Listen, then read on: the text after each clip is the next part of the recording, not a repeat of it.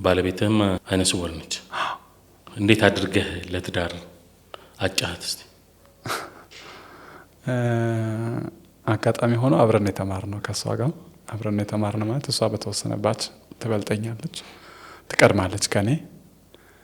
ግን ያላህ ስራ ነው የሚገርምህ ነገር። ያው ባለቤቴ እሷ አዲስ አበባ ዩኒቨርሲቲ ነበረች፣ እኔ ኮተቤ ዩኒቨርሲቲ ነው የነበርኩት። በተለያዩ አጋጣሚዎች እንደዚህ የመገናኘት እንትኖች ነበሩ።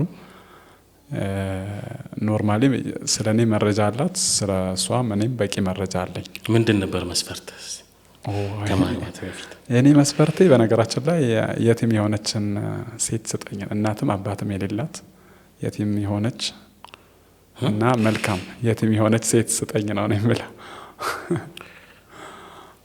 ለምን? ለምንድነው ይሄንን የመረጥኩት? ዱዓ ሳረግ ያ ረቢ አላህ ለሚስቴ እንደ እናትም እንደ አባትም እንደ ባልም መሆን አስችለኝ ብዬ ነው